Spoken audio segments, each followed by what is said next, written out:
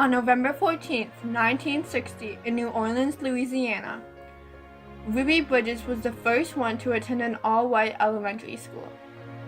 Ruby took a test in kindergarten to see if she could get into the all-white elementary school, and she passed along with 5 other children.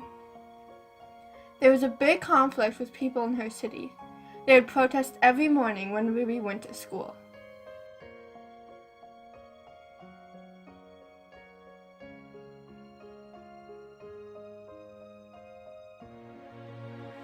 Ruby Bridges was born on September 8, 1954, in Tylertown, Mississippi.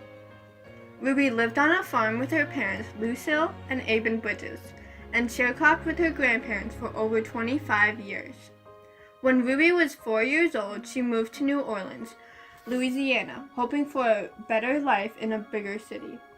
Her father has gotten a job as a gas station attendant, and her mother took night jobs to support the family. Soon, Ruby had 2 younger brothers and 1 little sister named Michael, Malcolm, and Johanna Bridges.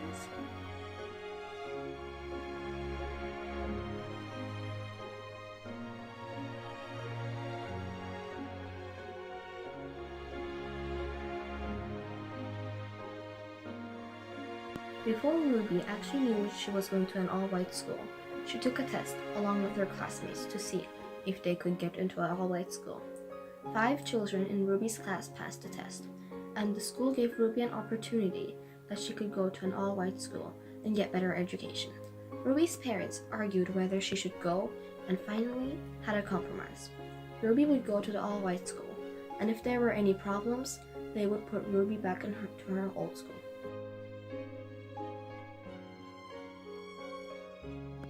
On November 14, 1960, in New Orleans, Louisiana, Ruby Bridges had her first day of school at an all-white school. On the morning of November 14, federal marshals drove her to school 5 blocks away. When she arrived at the school, there was a big conflicted crowd yelling and throwing trash, and many protesters. When Ruby Bridges started going to school at the all-white William France Elementary School, parents started pulling their kids out of the school. There was only one teacher willing to teach Ruby. Her name was Barbara Henry. She had just moved to New Orleans and had earlier taught many children at an Air Force base. Every day, Ruby was left in an empty classroom with only one teacher in the room to learn. While Ruby was at school, she started showing stress. And one day, she was walking up the stairs of her new school when a child psychiatrist named Robert Coles noticed Ruby Bridges and became interested in Ruby. Dr. Coles wondered how Ruby could handle such cruelties of the crowd. Dr. Coles had helped many children when they were under stress, and he was willing to help Ruby as well.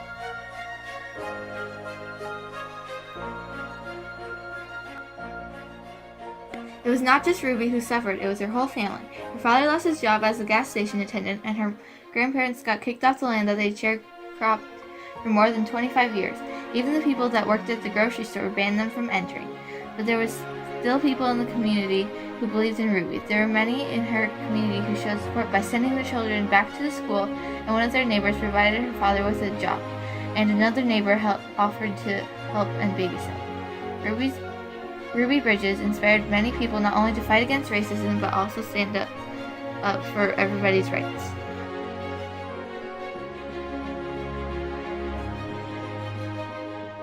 Ruby Bridges became a big figure in civil rights. Today, anyone with any skin color can go to any school, because Ruby and many others stood up to racism within the conflict that others caused. Segregation is also now illegal.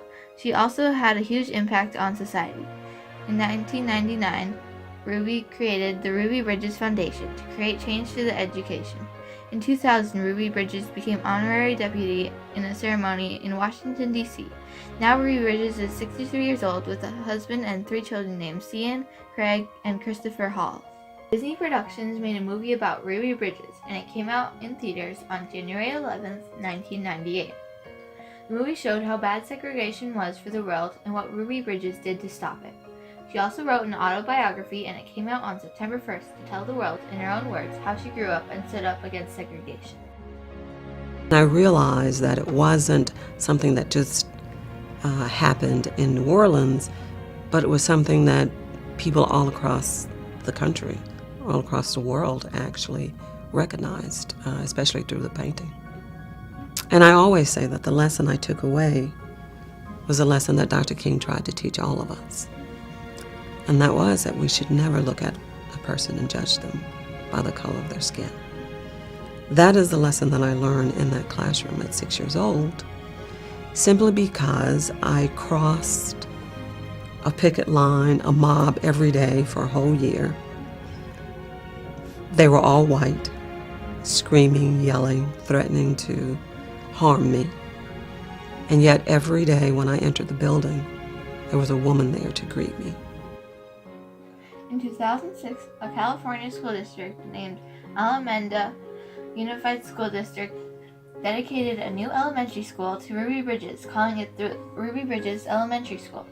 In 2011, Ruby Bridges met Barack Obama to discuss her childhood in segregation. In 2014, the city of New Orleans created a statue of Ruby Bridges in front of William Frantz Elementary School.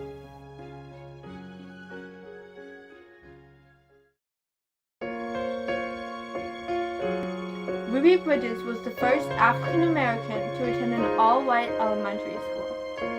She was only 6 years old when her parents decided to send Ruby to the all-white elementary school. Even though Ruby was only 6 years old, she made a huge impact on society. She showed that even though she woke up to conflicted crowds every morning, she still went to school and did not give up. And Ruby succeeded to stand up for civil rights and against segregation. By the end of her first year at the William Frantz Elementary School, parents started sending their kids back to school. By a compromise of the state letting her to go to school, and a huge conflict of people not agreeing for Ruby to go to the school, Ruby Bridges still did not give up.